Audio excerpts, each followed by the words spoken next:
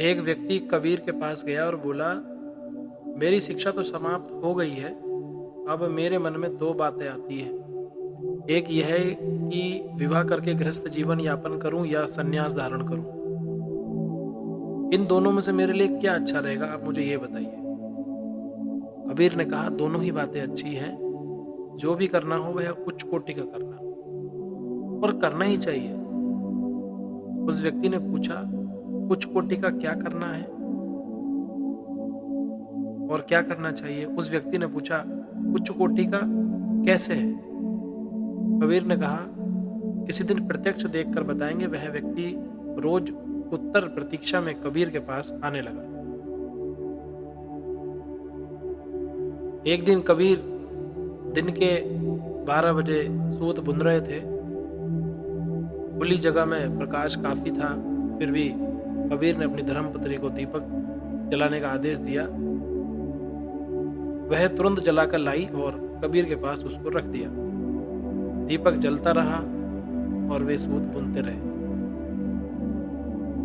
सायंकाल को जब उस व्यक्ति को लेकर कबीर एक पहाड़ी पर गए, जहां काफी ऊंचाई पर एक बहुत वृद्ध साधु कुटी बनाकर रहते थे, कबीर ने साधु को आवाज दी, महाराज आपसे कुछ जरूरी काम है, कृपया नीचे आइए। बूढ़ा बीमार साधु मुश्किल से इतनी ऊंचाई से उतरकर नीचे आया। कबीर ने पूछा, आपकी आयु कितनी है? यह जानने के लिए उन्हें नीचे बुलाया। साधु ने कहा, 80 वर्ष। यह कहकर वह फिर से ऊपर चढ़ा। बड़ी कठिनाइयों से अपनी कुटिया में पहुंचा। कबीर ने फिर आवाज दी और नीचे बुलाया। साधु फिर आया। उससे पूछा, आप यहाँ पर कितने दिन से निवास करते हैं? उन्होंने बताया, 40 वर्ष से।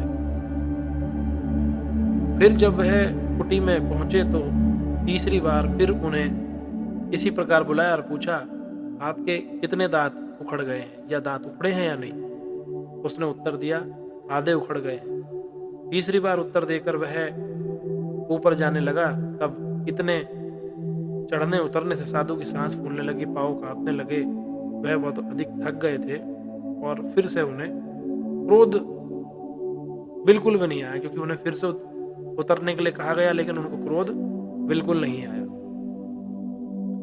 अब कबीर अपने साथी समेत घर लौटे तो साथी ने उनसे प्रश्न का उत्तर पूछा। उन्होंने कहा कि तुम्हारे प्रश्न के उत्तर में यहाँ दोनों घटनाएं उपस्थित है।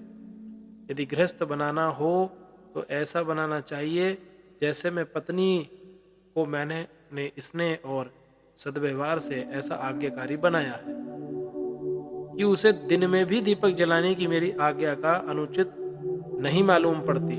और साधु बनना हो तो ऐसा बनना चाहिए कि कोई कितना ही परेशान करे, क्रोध कभी नहीं आना चाहिए।